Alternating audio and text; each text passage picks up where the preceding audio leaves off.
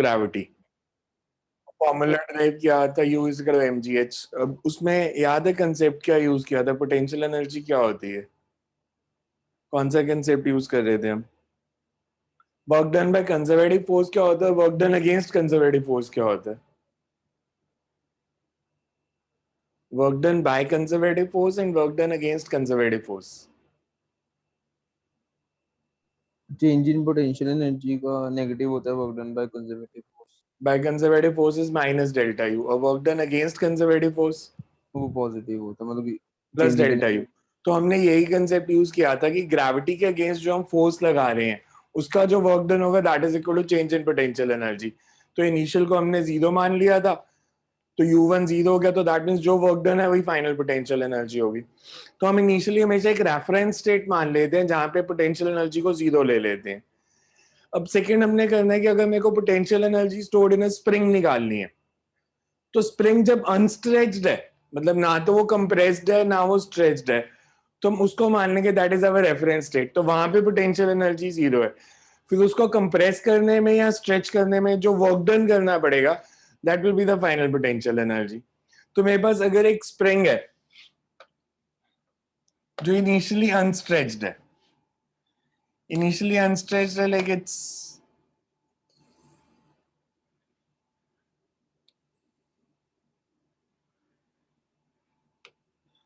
मैंने इसको स्प्रिंग को एक जगह से फिक्स किया हुआ है,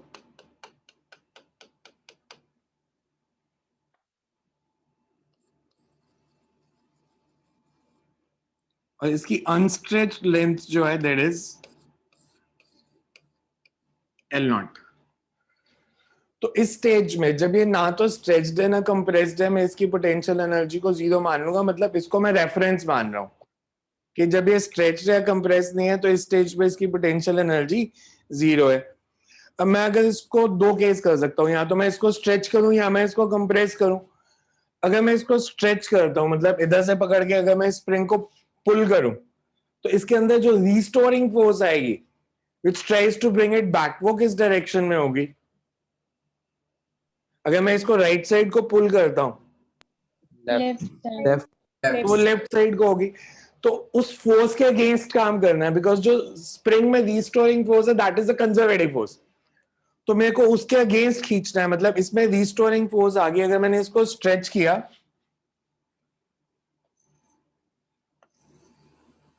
मान लो बाय सर्टेन डिस्टेंस x,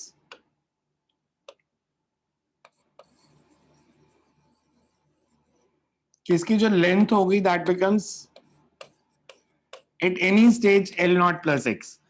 तो इसमें रिस्टोरिंग फोर्स कितनी होगी और किस डायरेक्शन में होगी? kx होगी और लेफ्ट साइड को होगी। तो रिस्टोरिंग फोर्स जो होगी that would be F is equals to kx। This is the restoring force, the conservative force. मेरे को इसको अगर थोड़ा सा और स्ट्रेच करना है तो मेरे को फोर्स किस डायरेक्शन में लगानी पड़ेगी? Right side left side? Right right side. तो मेरे को राइट साइड थोड़ी सी फोर्स लगानी पड़ी जो एटलीस्ट इसके इक्वल हो। तो मैंने अप्लाइड फोर्स लगाई है, रिस्टोरिंग फोर्स थी, तो मूव करने के लिए मेरे को एक अप्लाइड फोर्स लगानी पड़ेगी जो एटलीस्ट kx के इक्वल होगी।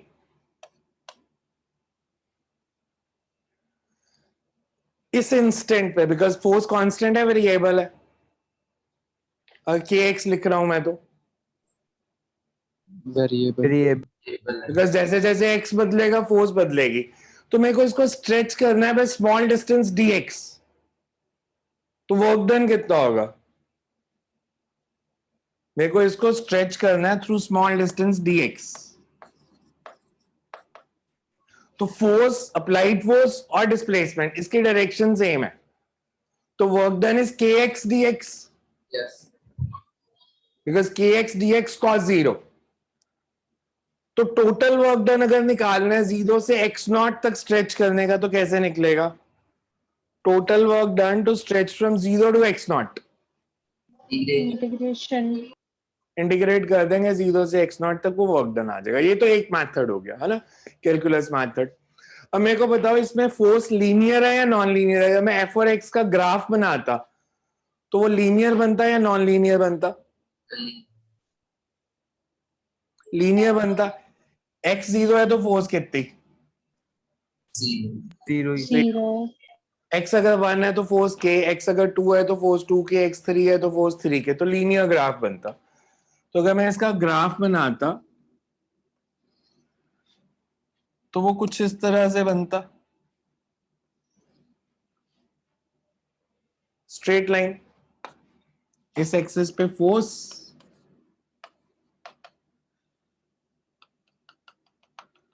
मेरे को इसको x नॉट स्ट्रेच करना है। तो ग्राफिकल मेथड में वर्क डन क्या होता था? अगर ग्राफिकल मेथड एरिया है तो under work area under area graph. Under the graph. जब ये change in length x not है तो फोर्स कितनी होगी? के एक्स नॉट। के X not.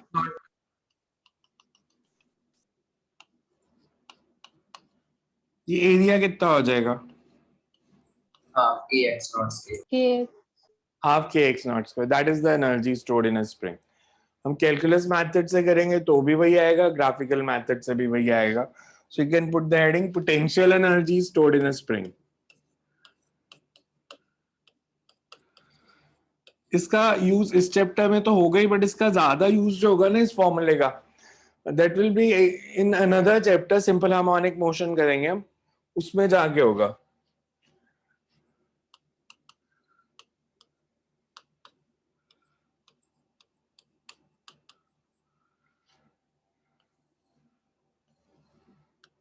So you can put the heading, diagram बनाओ फिर लिखते हैं इसको। डायग्राम बना लो सिर्फ।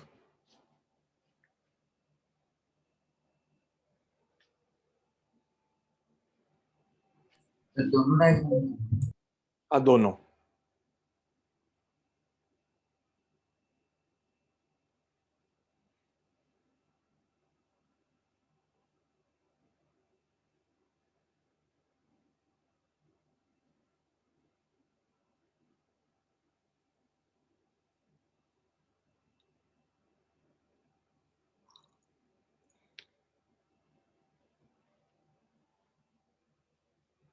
एक बारी अनस्ट्रेच्ड है मतलब हमेशा याद रखना, हमेशा एक रेफरेंस लेवल चुना जाता है। इन रेफरेंस लेवल के हिसाब से पोटेंशियल एनर्जी होती है। स्प्रिंग में भी ये जो half K X naught square formula आ रहा है, ये तब है जब अनस्ट्रेच्ड को हमने जीरो पोटेंशियल एनर्जी माना है। वो कई बार आपको बोलेंगे कि X is equal to 1 centimetre reference level है, तो उस केस में 1 सेंटीमीटर को रेफरेंस लेवल मान के चलना पड़ेगा। तो इनिशियल पोटेंशियल एनर्जी को फिर हम ऐसे नहीं लेंगे, फिर उसको 1 सेंटीमीटर पे लेंगे कि इनिशियली जीरो है।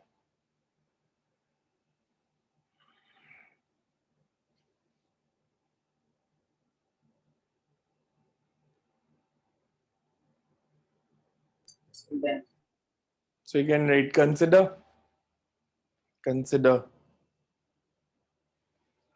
a spring of spring constant K. Consider a spring of spring constant K and having unstretched length L naught.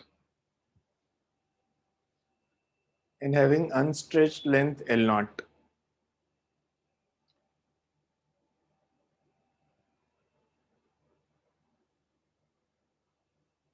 This natural length L naught, this natural length L naught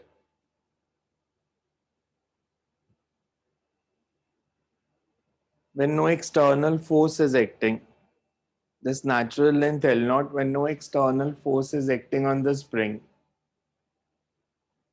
is assumed as reference position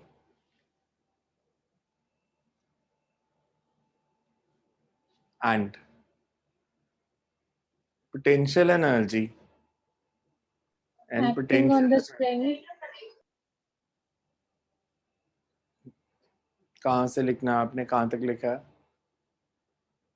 No external force is acting on the spring. No external force is acting on it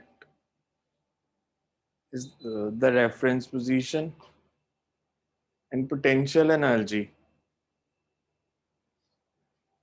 when spring is in its natural length, and potential energy when spring is in its natural length is assumed to be 0.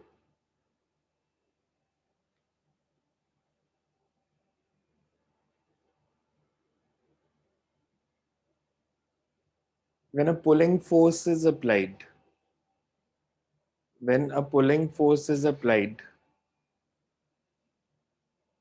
on the spring, when a pulling force is applied on the spring to stretch it, pulling force is applied on the spring to stretch it, a restoring force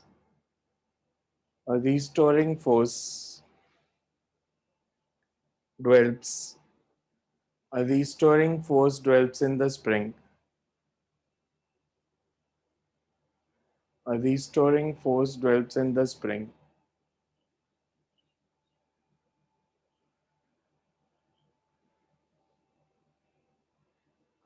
According to Hooke's law,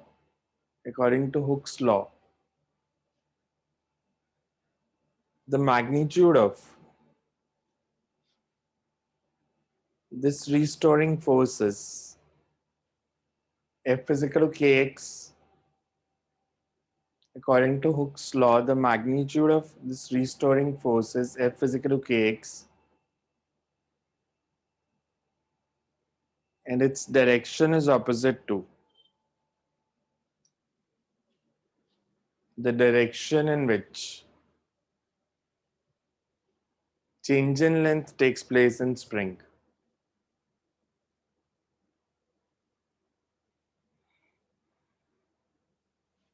Then you can write, as this force is variable,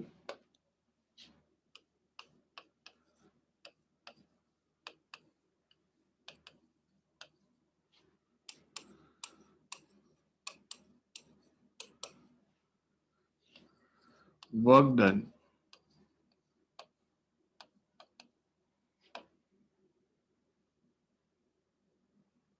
to increase length further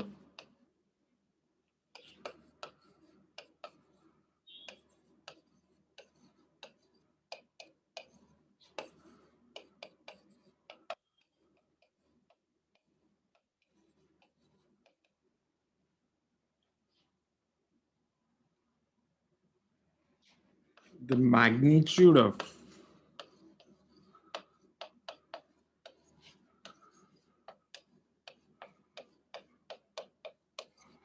applied force Fa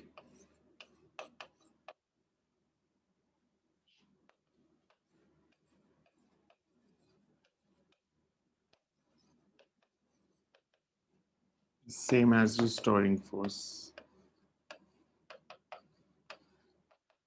Direction same as dx. ये clear है सबको जो लिखा?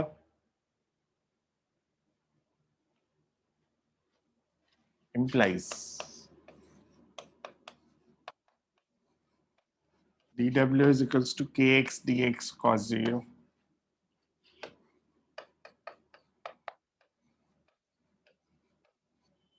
तो इसमें variable कौन सा है? इस फॉर्मूला में वेरिएबल कौन सा है? X. x. x क्या था? Change in length. Length. Change in length. तो इनिशियली चेंज इन लेंथ कितना था? 0. और final x not. Total work done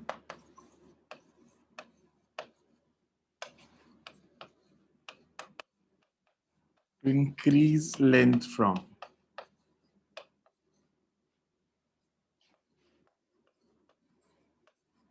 L naught to L naught plus X naught is. तो मैं लिमिट्स क्या लूं अब? Initial 0, final x. 0 से X naught. K तो कांस्टेंट है. X raised to power 1 की इंटीग्रेशन जैसे X raised to power 1 है. X squared by 2. X square by 2.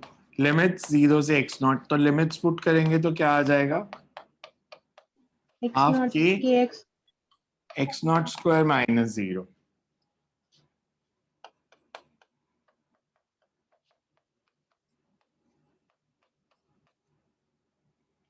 Last में क्या लिखे, हम क्या ड्राइव कर रहे थे, तो वर्क डन निकाला, पर हम ड्राइव क्या कर रहे थे, potential energy. So we say this work done will be stored in the form of potential energy of the spring.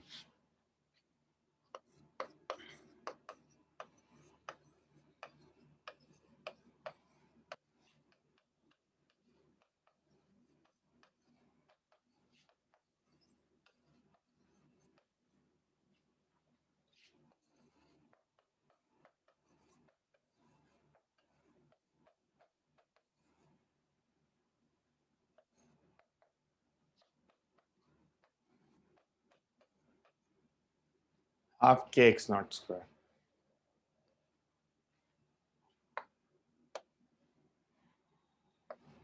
So numericals के लिए important formula रहेगा. इसमें देखो किसी को कुछ नहीं समझ आ रहा तो पूछो मेरे से. क्लियर है सबको? Yes. Yes, sir.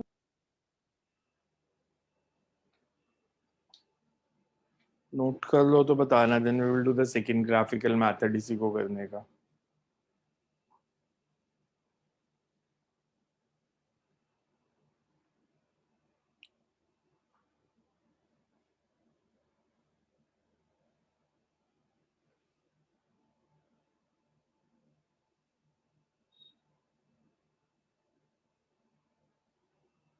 हो गया नोट?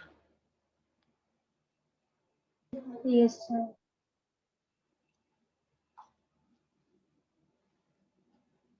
ये ग्राफ बना लो and read graphical method.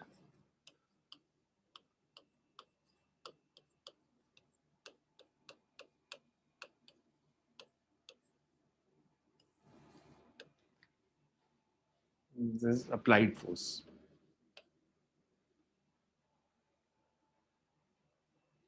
Applied force and change in length का ग्राफ बनाया है.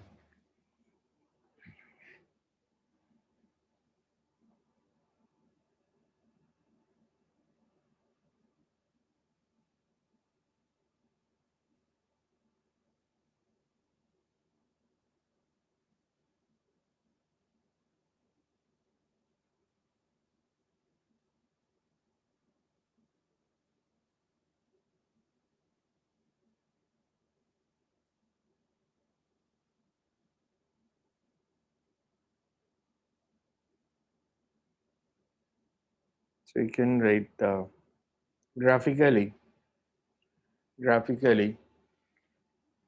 if graph is drawn between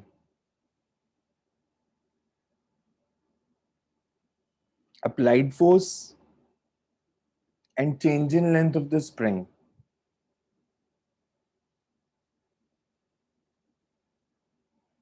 then area under the graph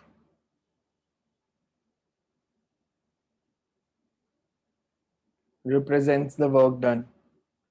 Area under the graph represents the work done. Area under the graph represents the work done.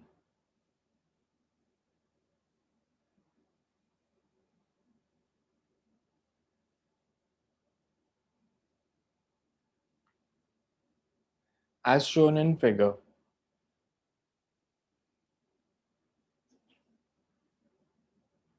As shown in figure.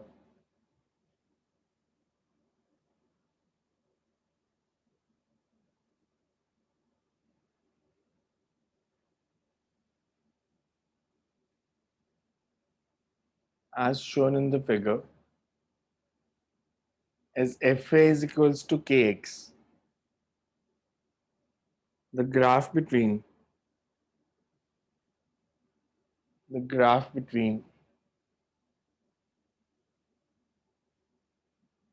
force and displacement, force and change in length is a straight line. Graph between force and change in length is a straight line. When the change in length is x naught,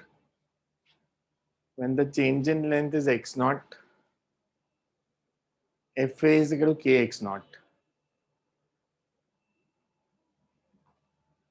Mathematically,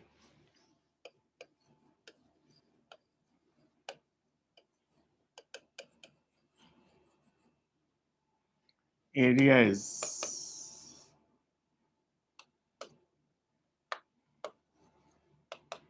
half x naught into kx naught. इसको solve कर दो.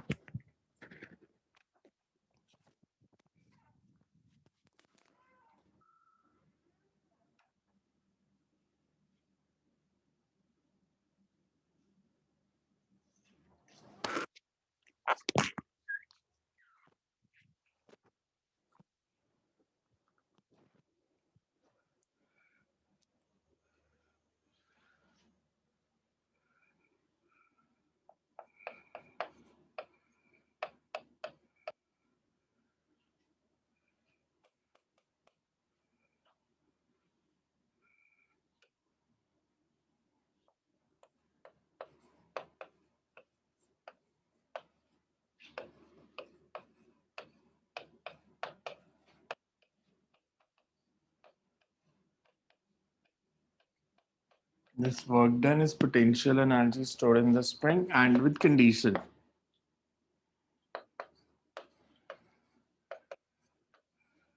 If in natural length, मतलब इसको हम reference मान रहे हैं.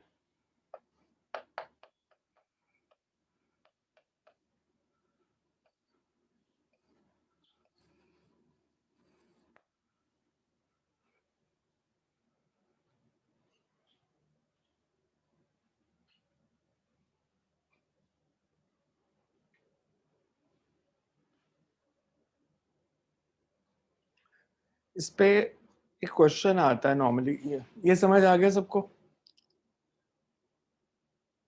इसमें कोई डाउट है तो पूछ लो. क्लियर है ये सबको? इसमें एक क्वेश्चन आता है जो लॉज ऑफ मोशन और वर्क बाय एनर्जी दोनों से सॉल्व करना हो सकता है. जैसे वो आपको देते हैं कि हमारे पास एक मान लो स्प्रिंग है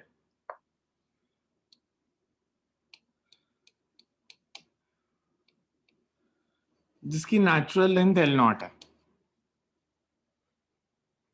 फिर हमें बोलते हैं इसके नीचे एक मास हैंग किया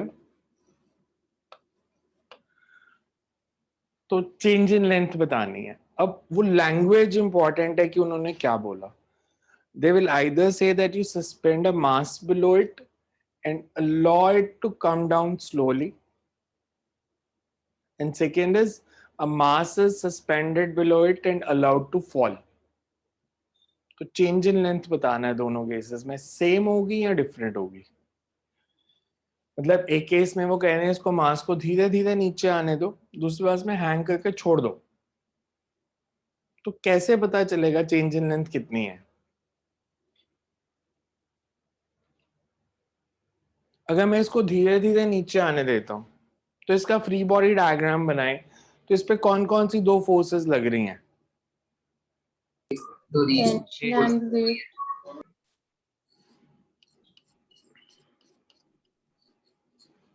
इसकी लेंथ बढ़ गई, एक mg और एक restoring force which is equals to kx. अब दोनों प्रैक्टिकली कंडीशन सेम, क्या चीज? दोनों कंडीशन सेम नहीं है.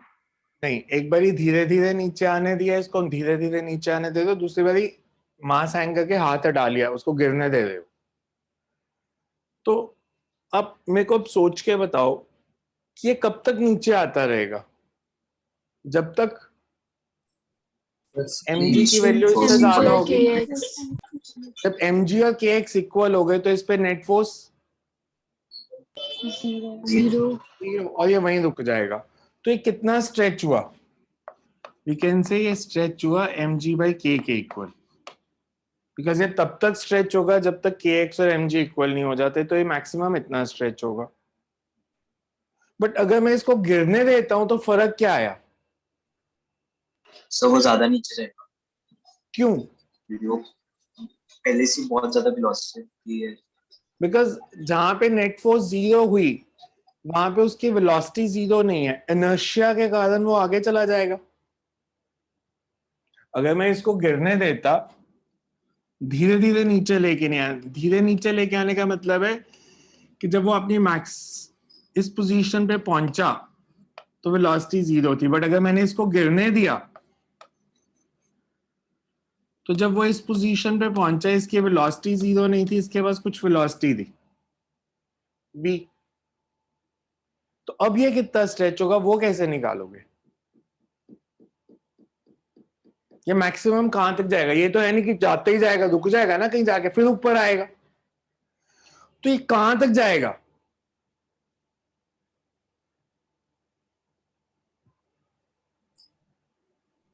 mg plus ma by k.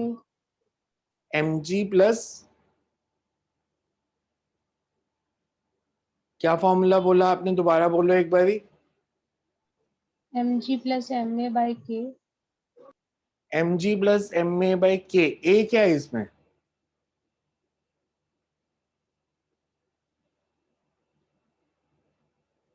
a इसमें क्या? आपने जो फॉर्मूला बोला mg plus ma by k।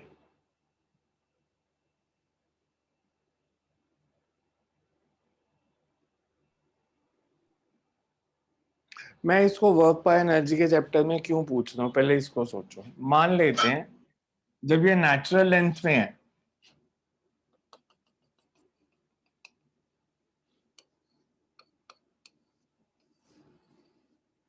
यहां पे इसकी पोटेंशियल एनर्जी 0 है।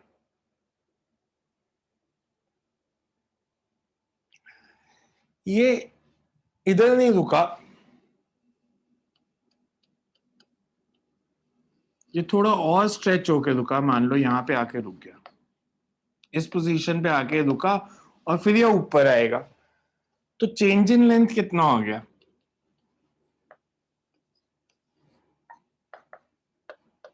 से x0। अब मेरे को बताओ जब वो इस पॉइंट से यहां तक आया, काइनेटिक एनर्जी में कोई चेंज आ रहा है? इधर जो काइनेटिक एनर्जी है और जो इस पोजीशन पे काइनेटिक एनर्जी है, सेम है या डिफरेंट है?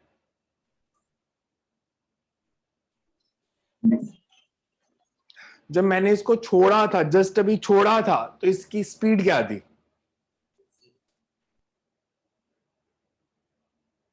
आप मास हैंग करके छोड़ देते हो, तो जब छोड़ा उस इंस्टेंट पे स्पीड क्या थी इनिशियल? ये तो बता सकते हो। इनिशियल तो थी, धीरे धीरे स्पीड बढ़ी ना, यहां पे आके v होगी, इधर आके रुक गया और फिर ये ऊपर आएगा, तो यही मैक्सिमम चेंज इन लेंथ हुआ। तो जब ये रुक गया तो इसकी स्पीड 0 है, यहां भी स्पीड 0 है और यहां भी 0 है, तो काइनेटिक एनर्जी कितनी चेंज कर रही है? इनिशियल और फाइनल काइनेटिक एनर्जी दोनों 0 है, मतलब काइनेटिक एनर्जी तो बदली नहीं। और क्या बदला? इस पॉइंट से यहां तक आया, potential energy, gravitational potential energy में कुछ चेंज आया? वो बढ़ी या कम हुई?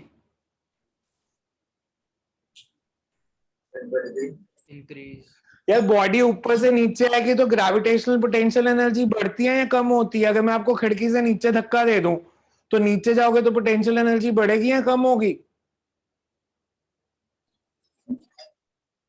फॉर्मूला पढ़ा है कि नहीं mgh? इस पॉइंट से नीचे आने से ग्रेविटेशनल पोटेंशियल एनर्जी कम हो रही है, कितनी कम हुई? mgx not. यहां अगर पोटेंशियल एनर्जी 0 थी तो ये h किसके इक्वल है? कितना नीचे आई है बॉडी?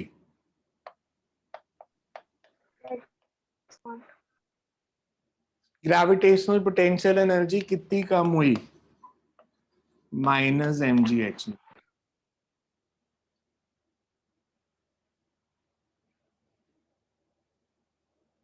यही है या कुछ और है? अब conservation of energy, kinetic energy बदली नहीं, ग्रेविटेशनल पोटेंशियल एनर्जी कम हो गई, तो कोई एनर्जी बढ़ी भी है?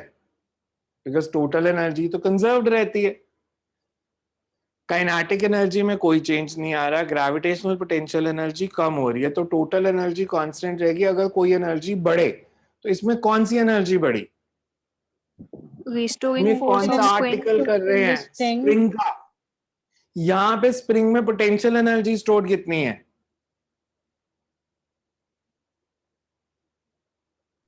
Minus half M G X naught naught square, minus half K X naught square, and this should be 0. Change in potential, gravitational potential energy plus change in potential energy stored in a spring is 0. मतलब half kx naught square is equals to mg x naught. तो x naught कितना आ गया?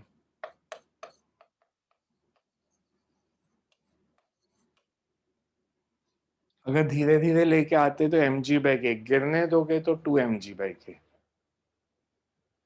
इसको आप ऐसे भी कह सकते हो, इस इक्वेशन को अगर हम ध्यान से देखें, कंजर्वेशन ऑफ एनर्जी मींस जितनी ग्रेविटेशनल पोटेंशियल एनर्जी कम होगी स्प्रिंग में उतनी बढ़ेगी. तो ग्रेविटेशनल पोटेंशियल एनर्जी का मैग्नीट्यूड कितना कम हुआ? mg x नॉट, और उतनी स्प्रिंग में एनर्जी आ गई. तो वहां से x नॉट निकाल सकते हो. याद रह जाएगा ये concept. It's a kind of conceptual theory नहीं है ये कंसेप्चुअल है जो आपसे पूछते हैं कई बार एग्जाम्स में. तो if the body is gradually allowed to come down, then change in length is mg by k, and if it's allowed to free fall, then it's 2mg by k. Clear है सबको? Yes sir इसमें कुछ note करना है तो कर लो, नहीं करना तो मैं नेक्स्ट कराता हूँ. सर इसमें हाँ जी, सर ये जो आपने लास्ट पॉइंट बताया वो रिपीट कर दो, ये जो हाफ के एक्स नॉट होगा. ये वाला. हाँ जी सर. इसमें मैंने कहा कि जितनी ग्रेविटेशनल पोटेंशियल एनर्जी कम होगी, सिर्फ उसका मैग्नीट्यूड देखो. अगर ये x नॉट नीचे आया तो पोटेंशियल एनर्जी कितनी कम होगी? mg x not. उतनी ही पोटेंशियल एनर्जी स्प्रिंग में बढ़ जाएगी. और पोटेंशियल एनर्जी स्प्रिंग में कितनी बढ़ी है? Half K X naught square. सो ये दोनों हमेशा इक्वल होने चाहिए, नहीं तो एनर्जी कंजर्वेशन गलत हो जाएगा.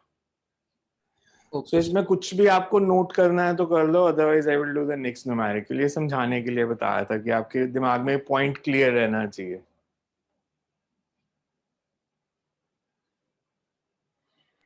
सर हाँ जी, सर वो उसको फॉल करने दिया और उसको एकदम मतलब एक धीरे धीरे नीचे लेके आए, तो उसमें आपने पोटेंशियल एनर्जी का डिफरेंस क्या बताया था वो एक बार रिपीट कर दो.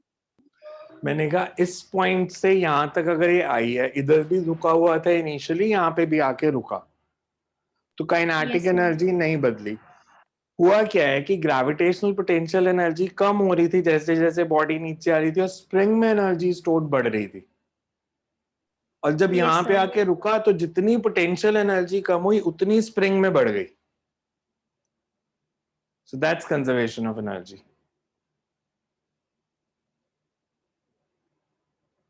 आपको ये बहुत तरीके से पूछते हैं. एक क्वेश्चन उन्होंने नीट में एक बार ही पूछा था ऐसे. उन्होंने कहा कि हमारे पास एक स्प्रिंग है जो ऐसे ग्राउंड से फिक्स्ड है.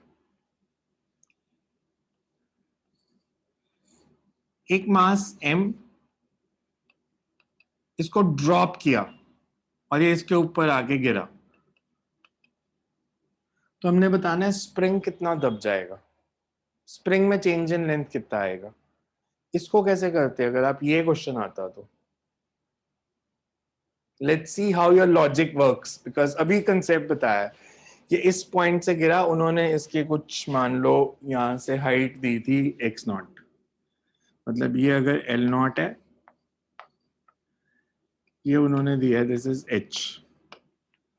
हमने बताना है when mass falls on it what will be the change in length of spring. Spring maximum कितना कंप्रेस हो सकता है?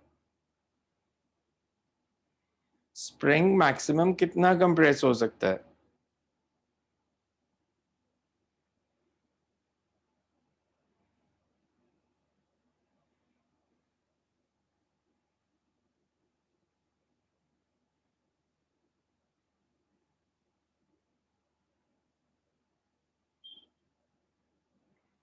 कैसे करें बोलो?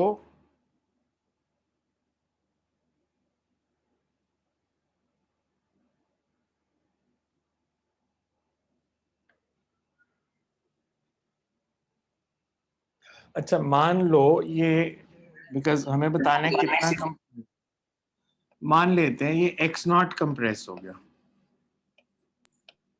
mg by k. ठीक है,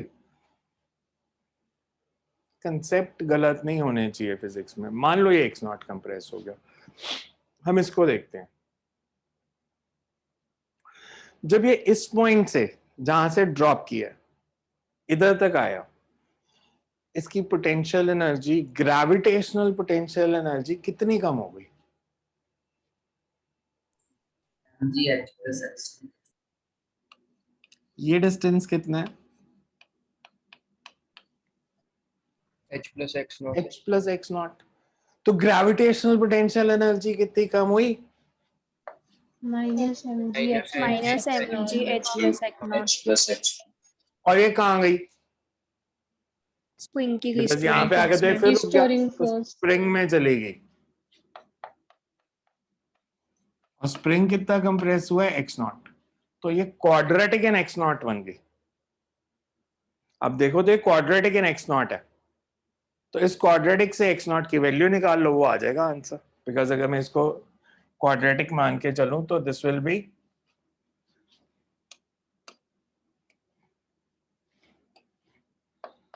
half K X naught square minus M G H minus M G X naught, this should be zero. So quadratic in X naught है, A X square plus B X plus C, यहां से x not निकाल सकते थे। तो अगर आपको concept clear है ना, फिर क्वेश्चंस में प्रॉब्लम नहीं आएगी। हमने किसी चीज को नहीं रटना, लॉजिक लगा के देखना है कि इसको कैसे सॉल्व करना। बिकॉज हमने ड्रॉप किया था, मतलब वो एकदम से आगे गिरेगा तो एनर्जी से सॉल्व करना है, धीरे धीरे कोई बॉडी आती है तो फिर लॉस ऑफ मोशन से करना है, फिर इनर्शिया का कंसेप्ट नहीं आता। देखो ये क्लियर है सबको जो मैंने इक्वेशन लिखी? ठीक है, नेक्स्ट करते हैं। yes sir. मैंने जो आपको नोट सेंड किए थे ना, उसमें लास्ट में असाइनमेंट्स थी, तो I suppose first and second आप कर सकते हो। पावर की डेफिनेशन शायद कहीं कहीं पे चाहिए होगी। पावर आप सबको पता है क्या होता है? Power is rated Rate of which, flowing current. so dw by dt. So dw by dt is power. So otherwise first and second assignment तो easily solve हो जाएगी। इनफैक्ट collisions को छोड़ के शायद बाकी हो जाएंगी, अब इतना इशू नहीं रहेगा, तो आप ट्राई कर सकते हो। सो उन असाइनमेंट्स को ट्राई करके देखना। और अगर किसी को वो सारे प्रिंटेड नोट्स चाहिए तो मैं एक दिन बता दूंगा, उस दिन आके मेरे से चाहे ऑफिस से ले भी जाना। एंड एक और सबसे ऑफलाइन क्लासेस का भी मेरे को पता करना है, कितने लोग ऑफलाइन में इंटरेस्टेड हैं कि ऑफलाइन क्लासेस लगानी है या ऑनलाइन लगानी है। बिकॉज एक लगेगी या ऑफलाइन या ऑनलाइन, सो जिधर मेजॉरिटी होगी वो हम फॉलो कर लेंगे। बट मेरे को क्लियरली पेरेंट्स से डिस्कस करके बता देना एक बारी ऑफलाइन अगर शुरू करनी है तो, बिकॉज पेरेंटल कंसेंट इंपॉर्टेंट है। पेरेंट्स को साइन करके देना पड़ेगा कि हम अपनी मर्जी से भेज रहे हैं ऑफलाइन क्लासेस में। तो मेरे को एक बार डिस्कस करके बता देना, then we can plan out next week से अगर ऑफलाइन लगानी है। टाइमिंग्स यही देंगे 5:45 to 7। सो 5:45 पे क्लास शुरू होगी, 5:45 to 7 टाइमिंग्स हैं। बाकी ट्यूशंस के टाइमिंग देख लो, बिकॉज यही नॉर्मली टेंटेटिव टाइम होता है फिजिक्स का। सो नेक्स्ट इज आपको जैसे ऐसे दिया हो, क्वेश्चन लिखा देता हूँ, पहले समझ लो क्या पूछा मैंने। मेरे पास ऐसे एक टेबल है,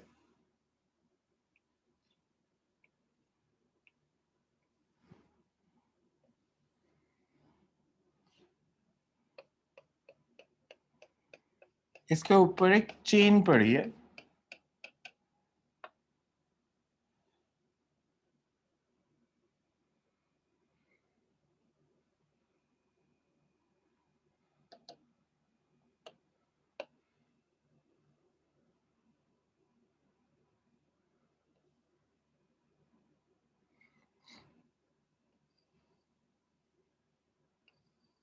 जिसकी लेंथ L है।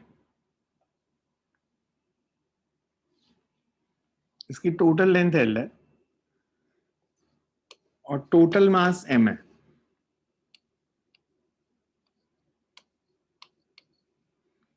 इसका 1/nth पार्ट हैंग कर रहा है। तो मेरे को बताना है, अगर मैंने इस हैंगिंग पार्ट को खींच के टेबल पे लेके आना है तो मेरे को कितना वर्क डन करना पड़ेगा। क्वेश्चन समझ आया? कि आपके पास टेबल है, टेबल के साइड से मतलब ऐसे एक चेन हैंग कर रही है इधर, आपने उसको खींच के ऊपर लेके आना है, तो वर्क डन कितना करना पड़ेगा, कैसे कर सकते हो इसको बताओ. If you have to pull this hanging part back on the table, friction नहीं है.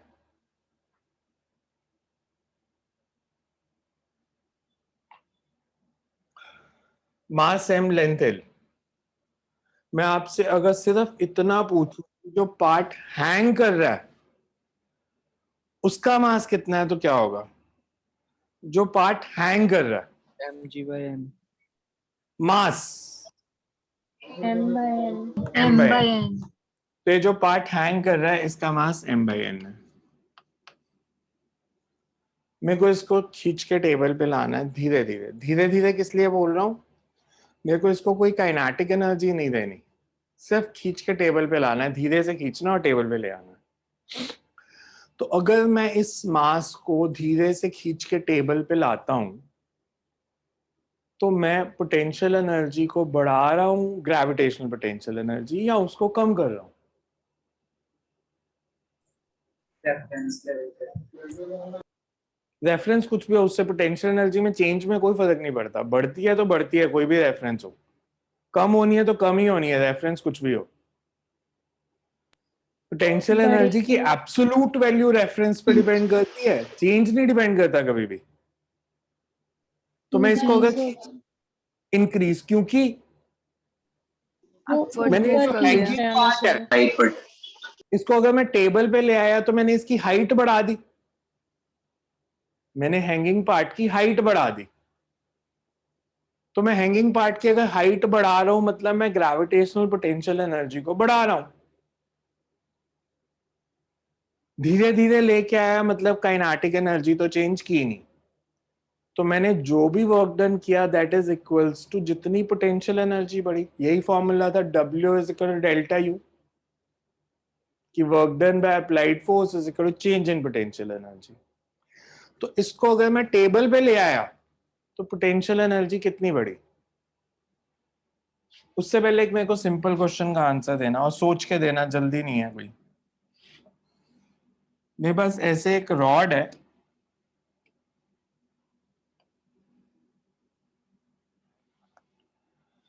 जिसका मास m है और हाइट h है. ये रेफरेंस लेवल है. इस रॉड की ग्रेविटेशनल पोटेंशियल एनर्जी कितनी है? इसका मास m है, इसकी लेंथ h है, तो इसकी ग्रेविटेशनल पोटेंशियल एनर्जी.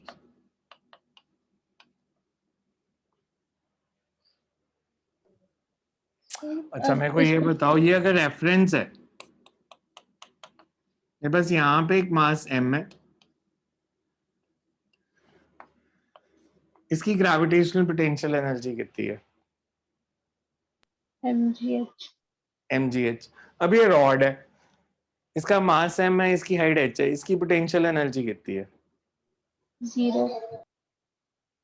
सर अलग अलग पार्ट की अलग नहीं होगी? Yes, the highest point इस पॉइंट की कितनी है? 0 इसकी 0 mgh mgh mgh नहीं, ये छोटे से पार्ट का मास अगर dm है तो dm इंटू gh. m तो पूरी रॉड का मास है ना. तो छोटा जब m ऐसे केसेस आते हैं, हम सॉल्व करके देखेंगे तो भी यही आंसर आएगा. हम एवरेज वैल्यू लेते हैं इसके सेंटर की हाइट.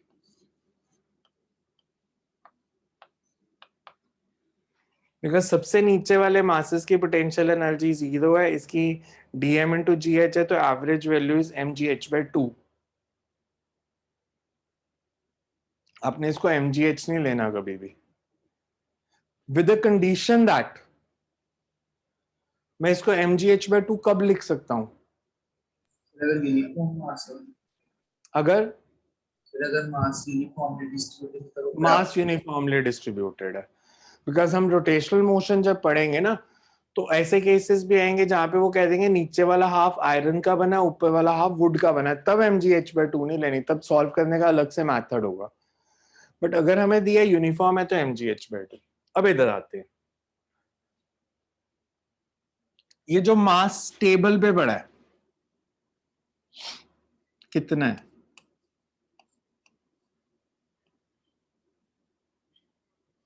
ये लेंथ कितनी है जो टेबल पे है? L minus L by L minus L by N. तो मास यही होगा m minus M by N. अब ऐसे देख लो, ये m बाई एन है, टोटल मास m है, तो टेबल पे जो पड़ा that is m minus M by N. मैं इसी को रेफरेंस मान लेता हूं, टेबल को। तो ये जो मास टेबल पे पड़ा है इसकी पोटेंशियल एनर्जी कितनी है? 0 0. 0 0, क्योंकि इसकी हाइट तो 0 है। अब ये वाला जो मास है जो हैंग कर रहा है, इसका डेप्थ कितनी लेनी है मैंने, यहां तक या सेंटर तक? center. Centre centre. Very good, centre तक। तो सेंटर हो गया यहाँ पे, ये डिस्टेंस कितना हो गया? L by अगर ये पूरा L बाई एन है तो सेंटर तक कितना हो गया? L by L 2. by by 2N. L by 2n।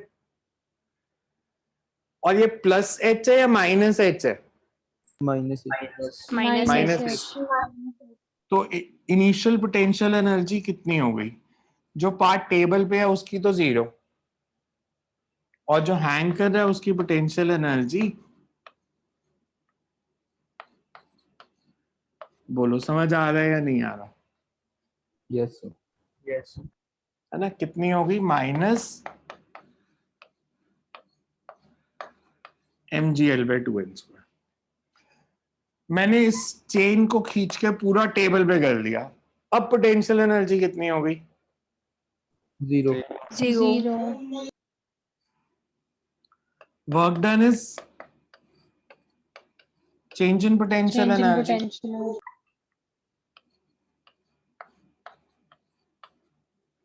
यही आएगा।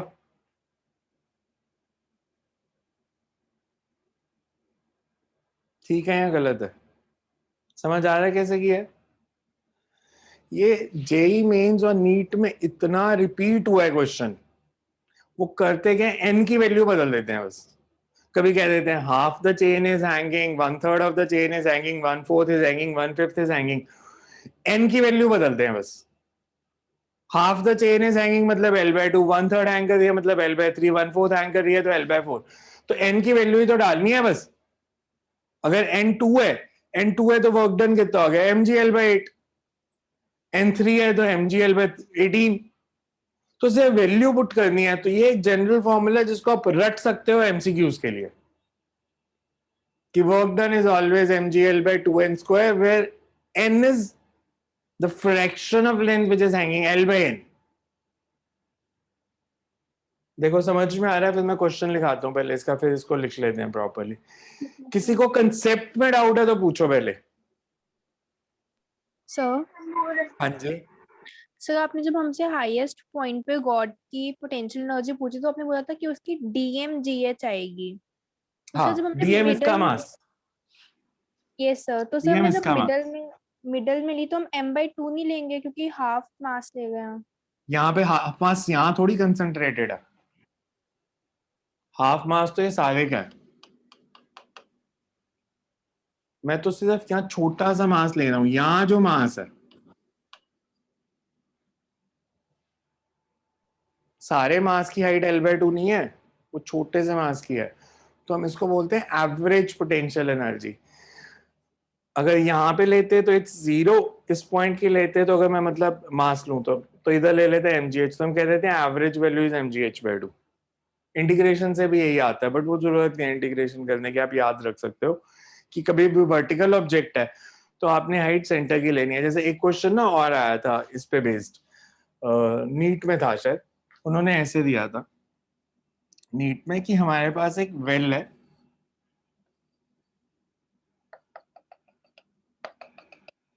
जिसमें पानी जो है वो डेप्थ h पे है।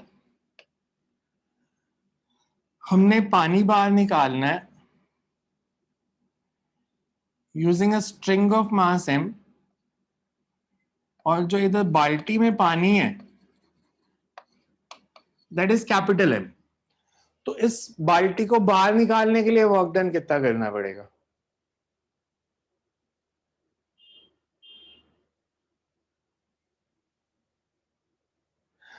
अगर उन्होंने ऐसे दिया कि डीप वेल है मतलब आप बाल्टी की जो साइज है, बाल्टी जो होती है दैट्स 1 फीट 2 फीट, और ये मान लो 100 मीटर है, तो आपको बाल्टी को एज अ पॉइंट मास मान सकते हो। तो अगर मैं सिर्फ ये पूछता इस बाल्टी को बाहर निकाला तो पोटेंशियल एनर्जी बढ़ी या कम हुई? बढ़ जाएगी। बड़ी बढ़ी। कितनी बढ़ी? Plus mgh। mgh। अब इस रस्सी को देखो, इस रस्सी को बाहर निकाला तो पोटेंशियल एनर्जी कितनी बढ़ी? mgh या mgh/2? mgh/2 तो टोटल पोटेंशियल एनर्जी कितनी बढ़ी? mgh and this will be the work done। मतलब जब ऐसे दिया हो स्ट्रिंग रॉड्स, तो इनके जब आपने पोटेंशियल एनर्जी निकालनी है तो आपने सेंटर ऑफ मास, या सेंटर आप कह लो, अभी सेंटर का देखना है, सेंटर कितना ऊपर या आया या नीचे गया। बिकॉज अगर आप प्रैक्टिकली देखो, ये जो सबसे नीचे वाला पार्ट है रस्सी का, इसकी हाइट तो h बढ़ी है, और जो ऑलरेडी ऊपर है इसकी हाइट तो बढ़ी नहीं, तो हम एवरेज इंक्रीज इन हाइट ले लेंगे h/2। समझ में आए कैसे लिखा है? yes sir। ठीक है, ये क्वेश्चन करना है हमने, तो पहले क्वेश्चन लिख लो। हाँ जी, भी सर। हाँ जी, हाँ जी। पोटेंशियल एनर्जी टेबल पे जीरो कैसे आई, वो रिपीट कर दो। पोटेंशियल एनर्जी टेबल पे आपने जीरो किया है, वो कैसे? मैंने इसको रेफरेंस माना ना, यस सर। टेबल की हाइट को h = 0 माना है। वो मेरी मर्जी है मैं किसे रेफरेंस मानता हूं, मैंने टेबल को रेफरेंस मान लिया।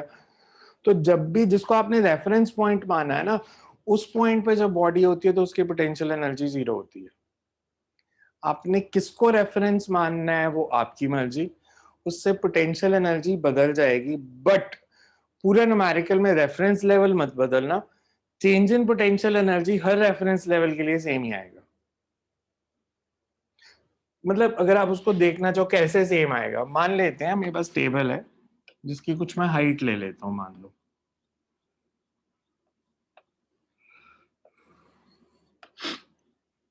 मैंने इसकी हाइट मान ली 10 मीटर, ठीक है, और मेरे पास एक 8 मीटर की चेन है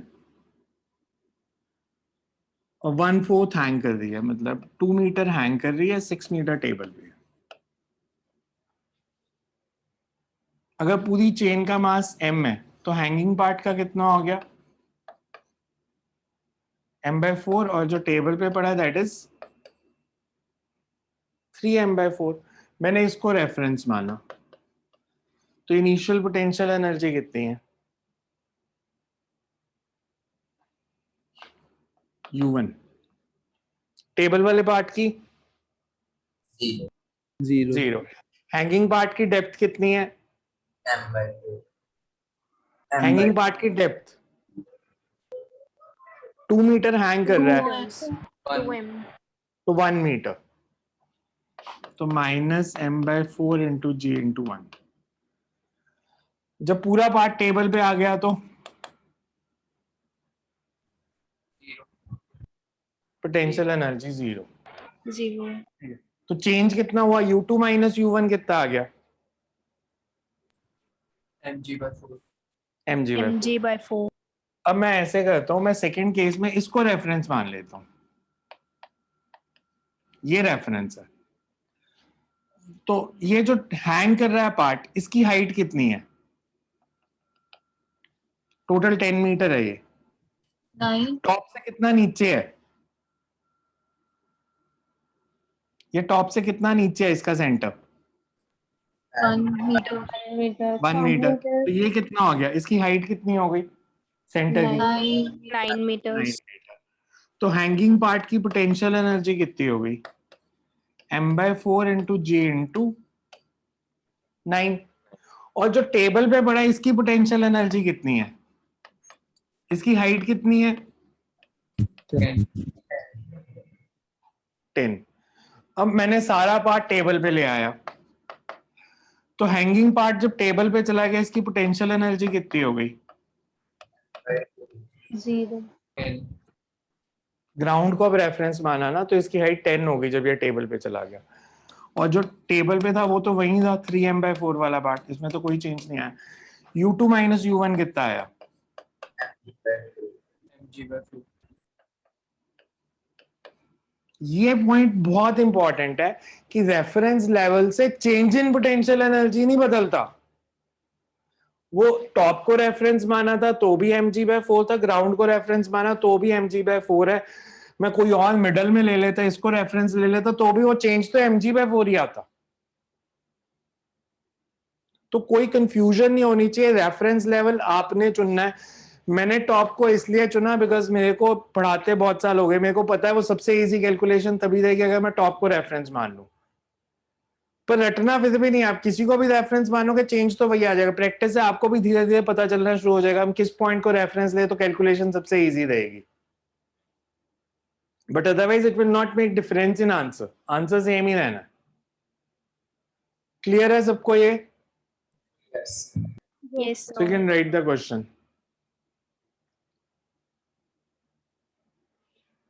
A chain of mass m and length L. A chain of mass m and length L has uniform distribution of mass. Chain of mass m and length L has uniform distribution of mass.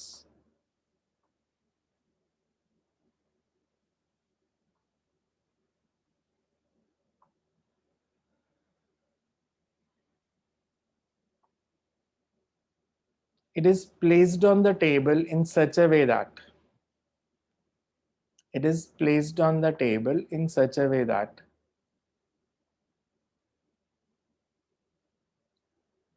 1/nth of the chain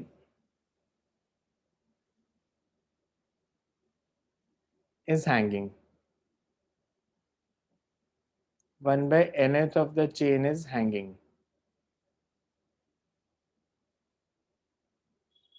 Find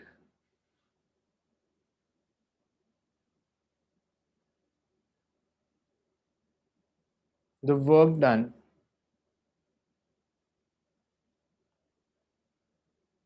to slowly pull the hanging part back on the table. Work done to pull the hanging part, work done to pull slowly the hanging part back on the table. So you can write the concept used first. Concept used. As the chain is pulled slowly, as the chain is pulled slowly, therefore, as the chain is pulled slowly, therefore,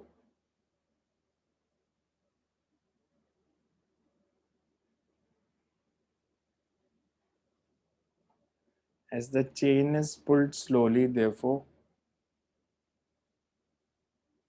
we assume that kinetic energy at both the positions is zero. Therefore, we assume that kinetic energy at both the positions is zero.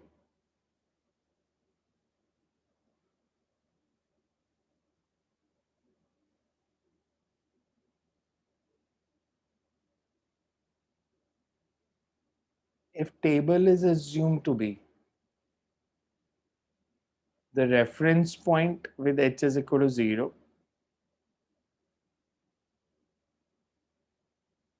then work done is equal to work done by applied force is equal to increase in potential energy. Work done by applied force is equal to increase in potential energy.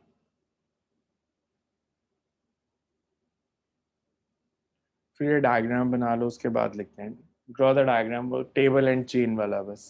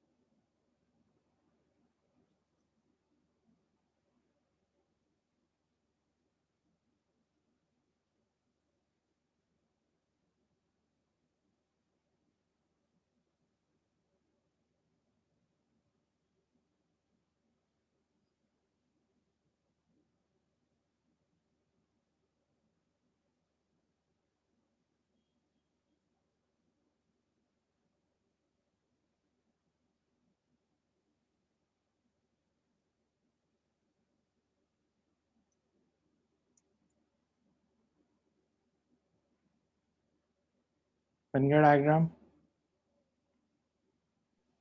Yes, sir. Right. If table is the reference point, the potential energy of chain on the table is 0.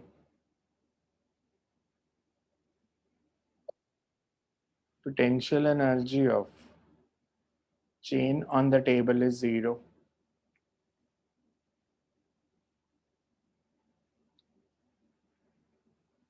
Thus, initial potential energy is only due to the hanging part. Initial potential energy is only due to the hanging part having mass m by n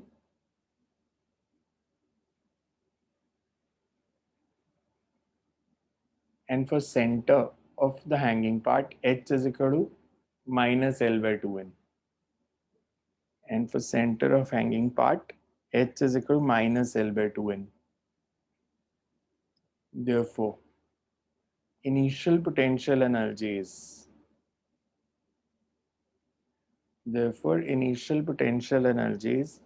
u1 का formula लिख लो, u1 is equals to, मतलब zero मैंने साथ में इसलिए लिखा है because zero is for part on the table और हैंगिंग पार्ट की minus m by n into g into L by 2n.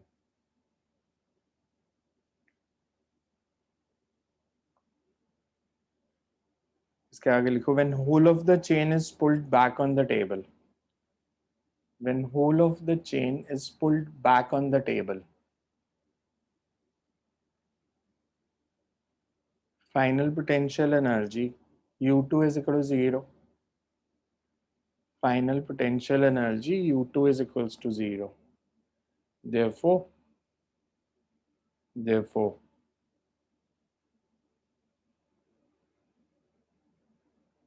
work done is equals to U2 minus U1 or mgl by 2n square.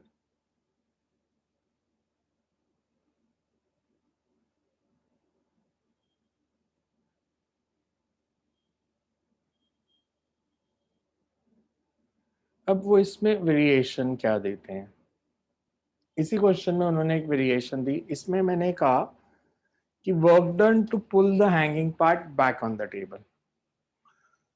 मैंने friction assume नहीं की, तो अगर मैं इसको ऐसे छोड़ता हूं तो इसी पॉइंट पे रहेगी या स्लिप करके नीचे गिर जाएगी? गिर जाएगी. गिर जाएगी. तो अगर मैं आपसे बोलूं इसकी स्पीड बताओ when whole of the chain just slips off the table, जब पूरी चेन जस्ट स्लिप कर गई तो स्पीड कितनी थी उस चेन की? पहले तो ये बताओ हर पार्ट की सेम होगी या अलग अलग चेन है? अगर ये जब ये Same. पूरी स्लिप कर गई का मतलब है कि जो फाइनल पोजीशन है वो कुछ ऐसे आ गई. अगर ये पूरी स्लिप कर जाती है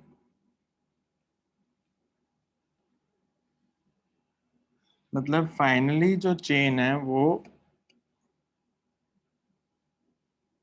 ऐसे. तो अब इस हर पार्ट की स्पीड सेम होगी या डिफरेंट होगी? सेम होगी. सेम होगी. हमने वो स्पीड बतानी है कितनी है, कि वो स्पीड कितनी है जब ये स्लिप कर गई. Again energy conservation. इनिशियली जब इसको मैंने रेफरेंस माना था,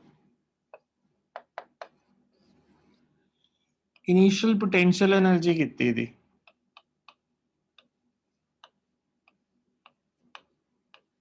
और इनिशियल काइनेटिक एनर्जी कितनी थी जब छोड़ा अभी?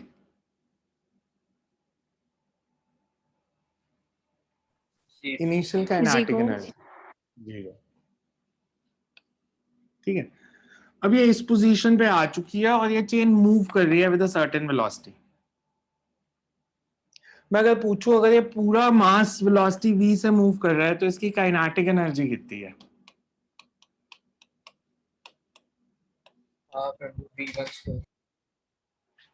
Half mv square.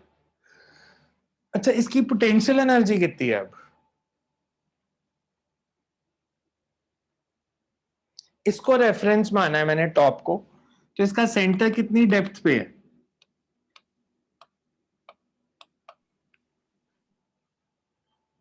L/2। तो फाइनल पोटेंशियल एनर्जी कितनी है?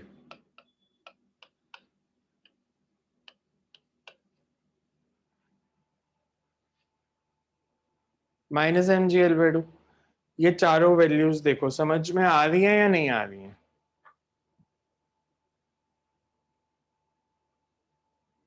क्लियर है सबको ये? Yes sir. हमारा कंसेप्ट क्या था? वर्क डन किसके इक्वल होता है?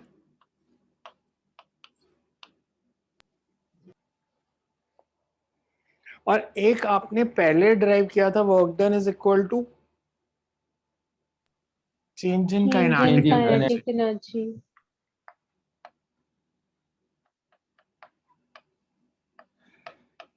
अब ये वाला वर्क डन अप्लाइड फोर्स का था या बाय कंजर्वेटिव फोर्स था, अगेंस्ट कंजर्वेटिव फोर्स था? अच्छा, उसके चक्कर में भी ना लो आप, इसको दूसरे वे में देखो जो आपको ज्यादा इजीली समझ आएगा। हम इसके चक्कर में भी नहीं पड़ते। Applied force against applied force वो भी रहने दो। अगर फ्रिक्शन नहीं है तो टोटल मैकेनिकल एनर्जी कंजर्व्ड होती है हाँ जी ना, कोई एनर्जी लॉस नहीं है। टोटल मैकेनिकल एनर्जी कंजर्व, जैसे इंक्लाइन प्लेन में किया था, तो कौन सी दो एनर्जीज का सम फिक्स्ड था? kinetic potential इनिशियल काइनेटिक और पोटेंशियल मिला के कितनी है? -mg/L/2 -mg/2 फाइनल कितनी है? -mg/2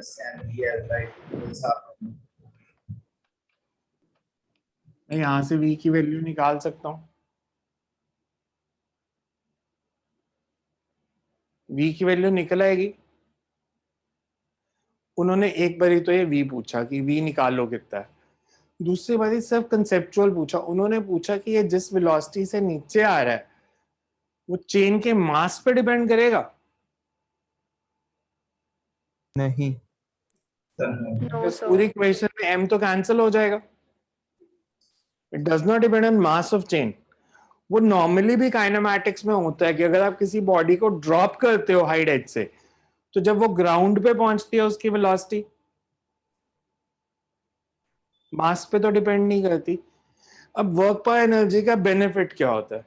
मैं आपको आगे कुछ कराने की जगह पहले इस चैप्टर के बेनिफिट्स पे अगर आप देखो कि मैं क्यों इस पे इतना फोकस करता हूँ कि ये बहुत इंपॉर्टेंट चैप्टर है। आपने प्रोजेक्टाइल में डेरिवेशन की थी मैक्सिमम हाइट की, जैसे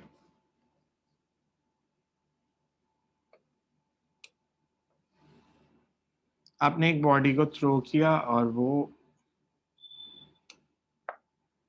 ऐसे गई, इसको हम मैक्सिमम हाइट बोलते थे। फिर काइनेमैटिक्स में आपने क्या किया, आपने एक बॉडी को हाइट एच से ड्रॉप किया, यहां से ड्रॉप किया और आपने इसकी वेलोसिटी निकाली यहाँ पे। इसको हम करते थे इनिशियल वेलोसिटी 0, एक्सेलरेशन g और डिस्प्लेसमेंट h, और हम काइनेमैटिक्स की इक्वेशन लगाते थे। इसको अगर आप दूसरे पॉइंट ऑफ व्यू से देखो, मैं अगर इसको रेफरेंस मानता हूँ ग्राउंड को, तो यहाँ पे काइनेटिक एनर्जी कितनी है जब ड्रॉप किया? 0 पोटेंशियल एनर्जी कितनी है mgh। जब बॉडी ग्राउंड पे आ गई तो पोटेंशियल एनर्जी कितनी हो गई? 0 काइनेटिक एनर्जी कितनी हो गई? half mg half mv²। दोनों का सम इन दोनों के सम के इक्वल होना चाहिए। Yes. Yes sir. मतलब half mv² is equals to, और यही फॉर्मूला आया था काइनेमैटिक्स से भी। Yes. Sir. Yes sir. Kinematics में आपको डिसाइड करना था अपवर्ड डायरेक्शन को पॉजिटिव लेते हो, डाउनवर्ड को पॉजिटिव लेते हो, बट आपको बहुत सारी चीजें क्लियर हो जाती हैं। जैसे कई बार वो काइनेमैटिक्स में पूछते हैं, मान लो मैंने इसको ड्रॉप नहीं किया, मैंने इसको एक बारी डाउनवर्ड थ्रो किया, एक बारी अपवर्ड थ्रो किया, तो जब ये ग्राउंड पे पहुंचेगी बॉडी से, बॉडी ए और ये बॉडी बी, एक को बिल्डिंग से ऐसे नीचे फेंका विद वेलोसिटी, एक को बिल्डिंग से ऊपर फेंका विद वेलोसिटी यू, तो मैं अगर आपसे पूछूं जब ये ग्राउंड पे पहुंचेगी वेलोसिटी ज्यादा किसकी होगी, ए की या बी की? सी। बी की। इसकी वेलोसिटी Same. ज्यादा होगी जब ये ग्राउंड पे पहुंचेगी कि बी की ज्यादा होगी? Same. सेम ही होगी। तब बी की। Same, Yes. बिकॉज आप डायरेक्शन के कंसेप्ट में जाओ ही ना। एनर्जी देखो, यहाँ पे काइनेटिक एनर्जी दोनों बॉडीज की कितनी है, हाफ एम यू स्क्वायर, और पोटेंशियल एनर्जी mgh। जब ये दोनों बॉडीज ग्राउंड पे पहुंची तो इनके पास सिर्फ काइनेटिक है या काइनेटिक और पोटेंशियल दोनों है? सिर्फ kinetic. सिर्फ Kind. काइनेटिक। सिर्फ काइनेटिक है, मतलब हाफ एम वी स्क्वायर। तो अगर मैं इन दोनों को इक्वेट कर दूं, कंजर्वेशन ऑफ एनर्जी, जितनी इनिशियल एनर्जी है उतनी फाइनल होगी, तो v की वैल्यू दोनों केसेस में यही आएगी, यू स्क्वायर प्लस 2gh। ऊपर फेंको या नीचे फेंको। अब इधर देखो, मैंने इसको u से थ्रो किया, एंगल कंपोनेंट्स कुछ नहीं बनाने। यहाँ पे हाईएस्ट पॉइंट पे वेलोसिटी क्या होती है? Ux. 0 या u cos theta? U cos theta. You cos Horizontal theta में cos U थीटा। जब ये इस पॉइंट से यहां पहुंची, काइनेटिक एनर्जी बढ़ी या कम हुई?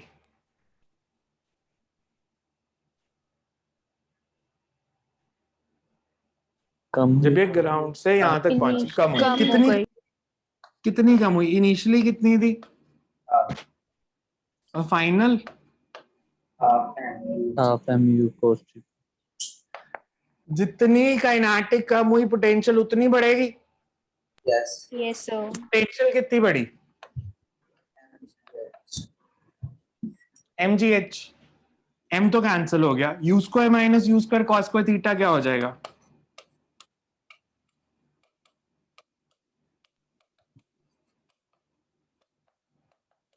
यही फॉर्मूला निकाला था मैक्सिमम हाइट का।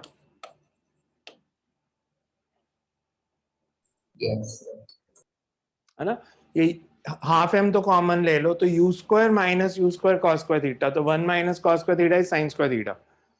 तो जितनी काइनेटिक एनर्जी कम हो रही है उतनी पोटेंशियल बढ़ रही है। यहाँ ऐसे देख लो कि यहाँ पे काइनेटिक एनर्जी है और जब बॉडी ऊपर पहुंच गई तो उसके पास काइनेटिक और पोटेंशियल दोनों है। तो conservation of energy means initial energy is equal to final energy, तो वही इक्वेशन बन रही है।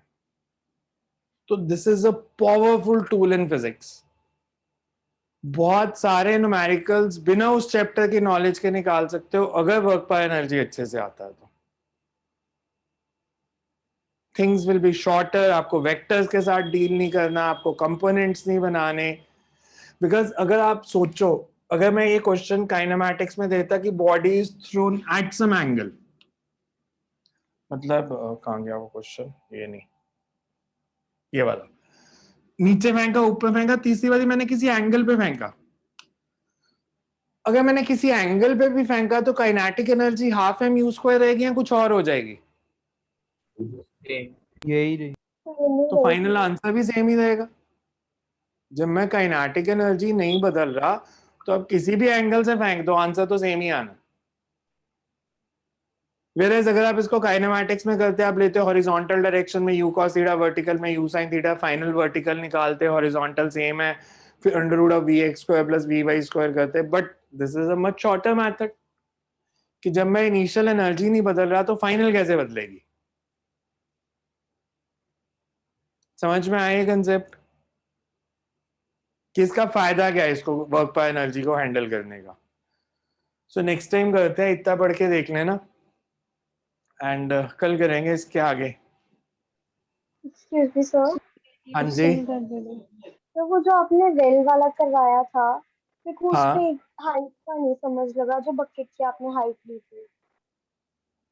मतलब उसमें था कि जो बाल्टी है उसकी हाइट तो h ही बड़ी है, पर जो स्ट्रिंग है उसके सेंटर की हाइट तो h/2 बड़ी है ना। स्ट्रिंग्स में आपको सेंटर की हाइट देखनी होती है, बिकॉज सबसे ऊपर वाले पॉइंट की हाइट नहीं बढ़ी, सबसे नीचे वाले की h बढ़ी, तो सेंटर की हाइट कितनी बड़ी वो देख के सॉल्व करेंगे। तो इसलिए लिया था mg h/2, where m is mass of string। Sir हाँ जी, सर आपको व्हाट्सएप पे मैसेज करना ऑफलाइन क्लासेस के लिए? वो मैं गूगल फॉर्म बना के सेंड करूंगा, उसको फिल करके भेजना। और टाइमिंग्स में पहले बता रहा हूँ 5:45 ही रहेगा, टाइम चेंज नहीं होगा। 5:45 to 7:75 जितने तक भी ऑफलाइन क्लास लगेगी, टाइमिंग्स यही रहेंगे। उसके मेरे को चेंज की रिक्वेस्ट भी ना करना, मैं नहीं कर पाऊंगा, बाकी बैचेस के टाइमिंग फिक्स्ड है क्योंकि। तो टाइम 5:45 ही रहेगा, और यहाँ ऑनलाइन चलेगी या ऑफलाइन, दोनों क्लासेस नहीं चलेंगी। सर आज की बोर्ड का पीडीएफ से लग देना। कर दूंगा, वो मैं कर दूंगा।